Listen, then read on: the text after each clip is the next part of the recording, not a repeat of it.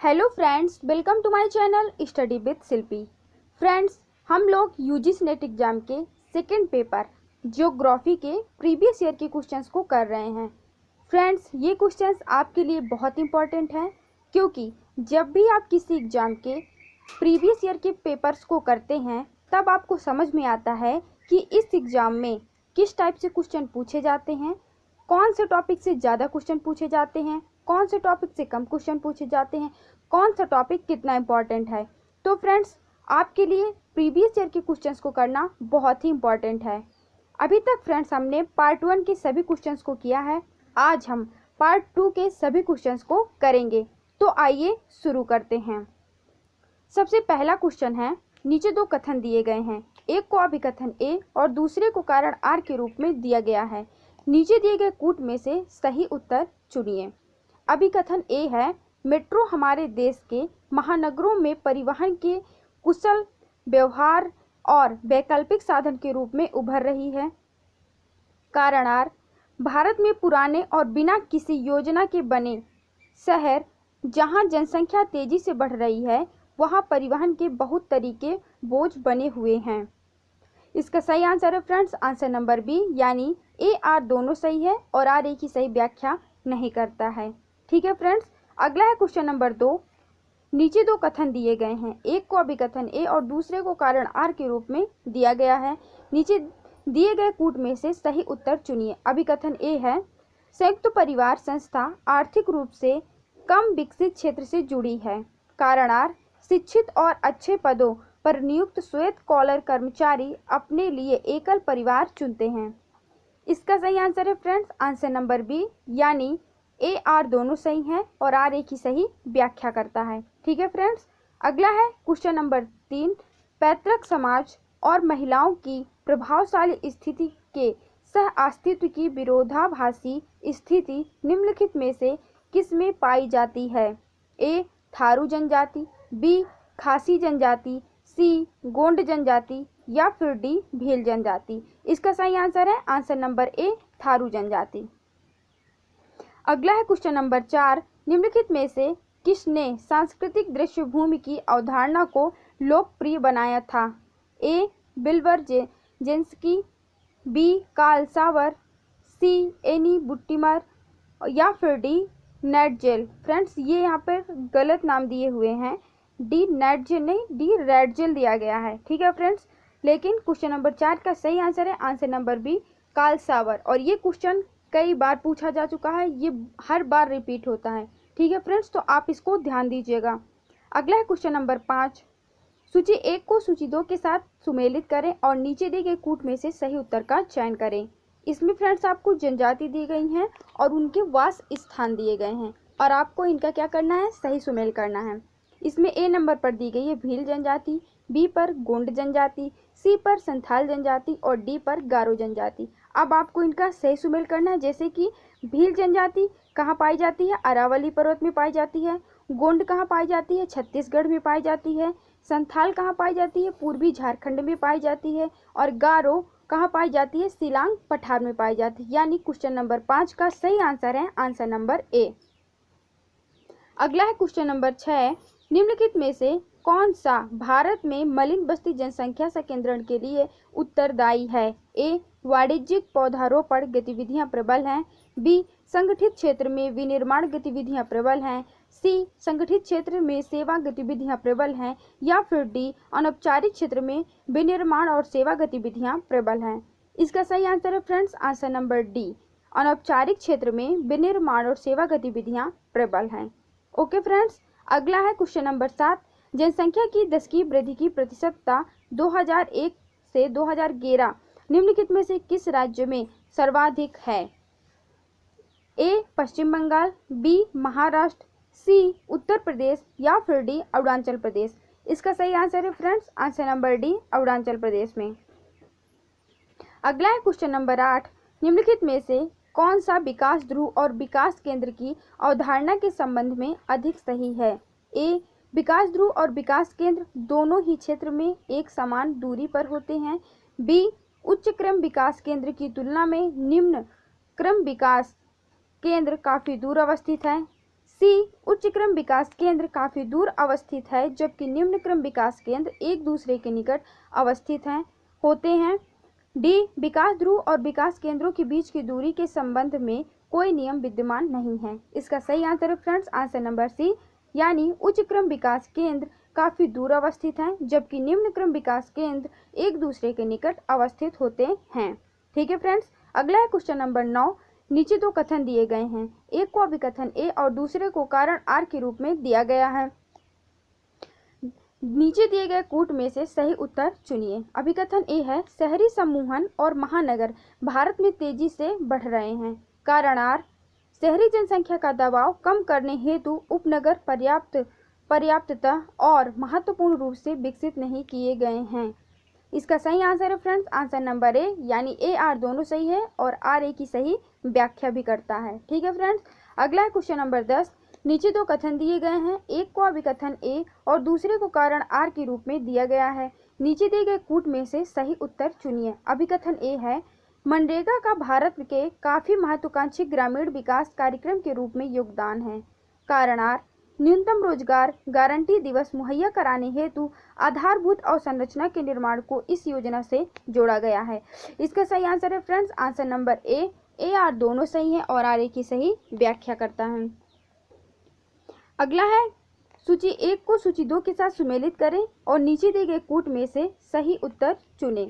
इसमें फ्रेंड्स आपको पर्वत श्रेणी दी गई हैं और चोटियां दी गई हैं। ए नंबर पर दी गई नीलगिरी, बी नंबर पर सतपुड़ा, सी नंबर पर अरावली और डी नंबर पर दी गई है दोदा बेटा। तो फ्रेंड्स सबसे पहली है नीलगिरी। नीलगिरी किस पर्वत की चोटी है? नीलगिरी पर्वत की चोटियां हैं दोदा बेटा। दूसरी है सतपुड़ा, सतपुड़ा पर्वत की चोटी कौन सी है? धूपगढ़।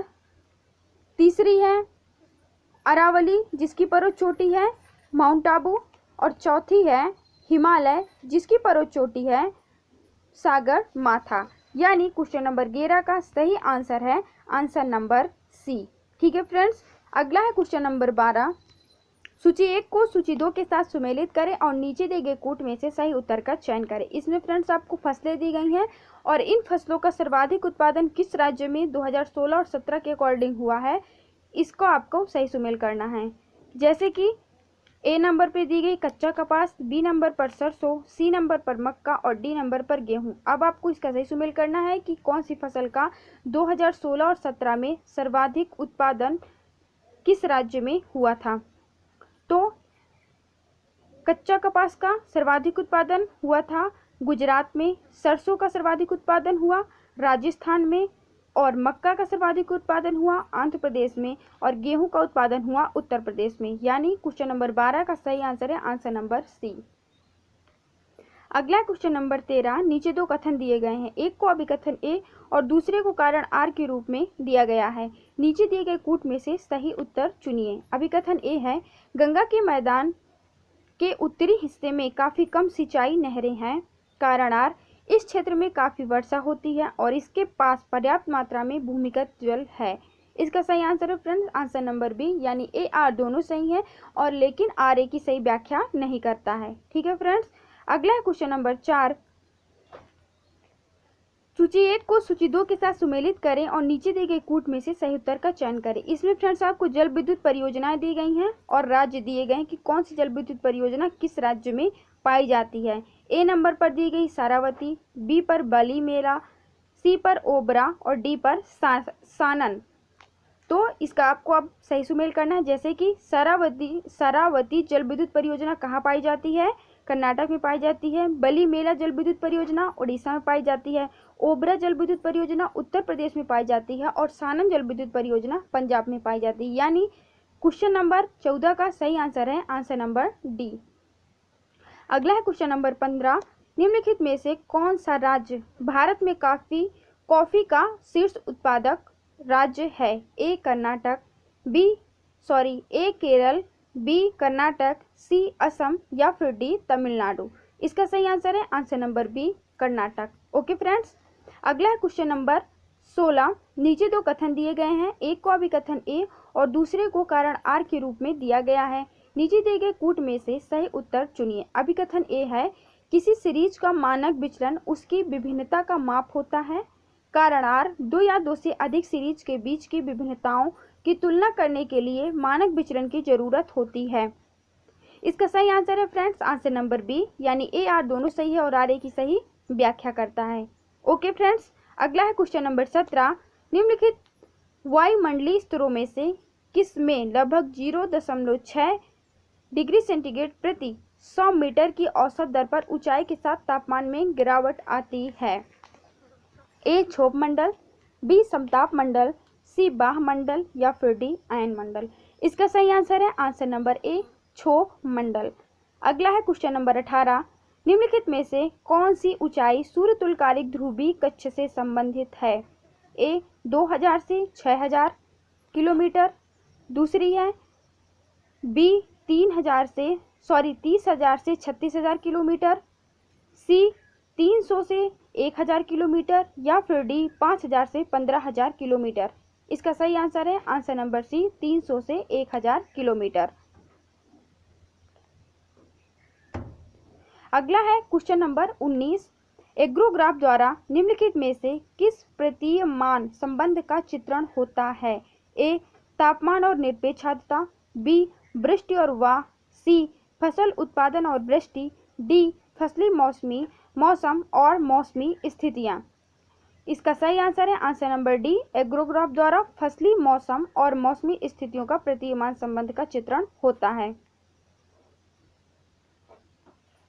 अगला है क्वेश्चन नंबर 20। नीचे दो कथन दिए गए हैं, एक को अभिकथन ए और दूसरे को कारण आर के रूप में दिया गया है। नीचे दिए गए कूट में से सही उत्तर चुनिए। अभिकथन ए है, भारत में प्रत्येक अनुक्रमिक जनगणना के साथ मलिन बस्तियों की जनसंख्या में भारी वृद्धि देखी गई है। कारण आर, भारत के क्षेत्र और जनसंख्या दोनों में सतत रूप से वृद्धि होती रही है। इसका सही आंसर है आंसर नंबर सी, ए सही है परंतु आर गलत है। यानी भारत में प्रत्येक अनुक्रमिक जनगणना के साथ मलिन बस्तियों की जनसंख्या में भारी वृद्धि देखी गई है, सही है।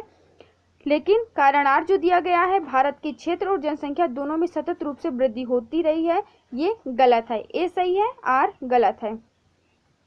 अगला क्वेश्चन नंबर 21। निम्नलिखित पर्वतों में से किसका निर्माण एक महासागरीय और एक महादेशीय पट्टिका के अभिसरण से हुआ है? A Ural, B Alps, C Andes या फिर डी एप्पालाचियंस। इसका सही answer answer number C Andes. अगला है क्वेश्चन नंबर 22। नीचे दो कथन दिए गए हैं, एक को अभिकथन ए और दूसरे को कारण आर के रूप में दिया गया है।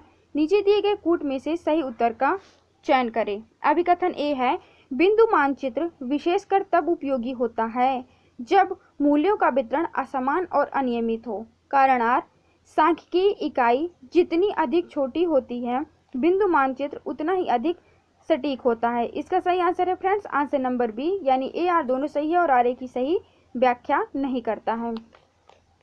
अगला है क्वेश्चन नंबर 23। निम्नलिखित आकृतियों एक्स और वाई पर विचार करें। निम्नलिखित में से कौन सा कथन सही है? ए आकृति एक्स लघु मानचित्र है तथा ए और बी के बीच की दूरी 20 मीटर है। बी आकृति वाई बृहत मानचित्र है तथा सी और डी के बीच की दूरी 4 किलोमीटर है। सी आकृति एक्स बृहत मानचित्र है और आकृति वाई लघु मानचित्र है तथा ए बी और सी डी के बीच की दूरी क्रमशः 40 मीटर और 20 किलोमीटर है।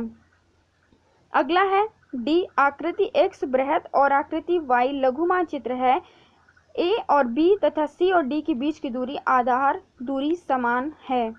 इसका सही आंसर है फ्रेंड्स आंसर नंबर सी, आकृति एक्स बृहत मानचित्र है और आकृति वाई लघु मानचित्र है तथा ए और बी तथा सी और डी के बीच की दूरी क्रमशः 40 मीटर और 20 किलोमीटर है। ठीक है फ्रेंड्स, अगला है क्वेश्चन नंबर 24। निम्नलिखित में से कौन सा संवेदक एक सक्रिय सुदूर संवेदी संवेदक है? A photo camera, B multi frame camera, C multi band scanner या फिर डी रडार। इसका सही आंसर है डी रडार। अगला क्वेश्चन नंबर 25। निम्नलिखित कथनों पर विचार करें। संचार उपग्रह अधिकांशतः भू स्थिर उपग्रह होते हैं जिन्हें प्रायः 30,000 किलोमीटर से अधिक ऊंचाई पर स्थापित किया जाता है। बी, साधन उपग्रह सूर्य तुल्यकालिक उपग्रह होते हैं जिन्हें प्रायः 300 से 1000 किलोमीटर की ऊंचाई पर स्थापित किया जाता है। उपयुक्त में से कौन सा कथन सही है?